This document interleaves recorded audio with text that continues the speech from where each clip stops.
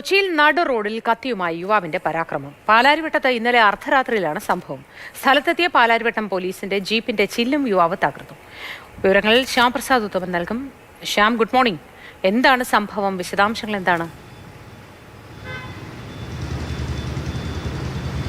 മോദി, കൊച്ചിയിലെ ലഹരി മാഫിയ സംഘങ്ങൾ വിലസാൻ തുടങ്ങിയിട്ട് നാളുകൾ കുറേയായി. അത്തരത്തിൽ ലഹരി മാഫിയ എന്ന് വേണമെങ്കിൽ പറയാം. കാരണം ഇന്നലെ രാത്രിയോടുകൂടിയാണ്, അർദ്ധരാത്രി 12 കാലോടുകൂടിയാണ് പാലാരിവട്ടം സംസ്കാര ജംഗ്ഷന് സമീപം യുവതിയും യുവാവും, അതായത് പാലാരിവട്ടം സ്വദേശിയായ പ്രവീണും കോഴിക്കോട് സ്വദേശിയായ ലെസ്ലിയും ചേർന്ന് കത്തി കാണിച്ച് ഈ നാട്ടുകാരെയും മറ്റുമൊക്കെ ഭീഷണിപ്പെടുത്തി, അതുവഴി വന്ന വാഹനങ്ങളും മറ്റുമൊക്കെ ഭീഷണിപ്പെടുത്തുകയും ചെയ്തത്.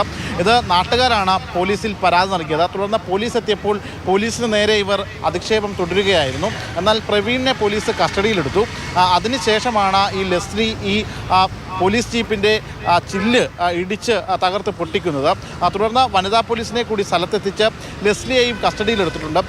ഇരുവർക്കും ക്രിമിനൽ പശ്ചാത്തലമുള്ളതാണ്. കാരണം NDPS കേസുകളിലടക്കം 2 പേരും മുൻപും പ്രതികളാണ്. നിലവിൽ ഈ പ്രവീണിനെതിരെ കേസെടുത്തിട്ടുണ്ട്. ലെസ്ലി ഇപ്പോൾ പാലാരിവട്ടം പോലീസിൻ്റെ കസ്റ്റഡിയിലാണ് ഉള്ളത്.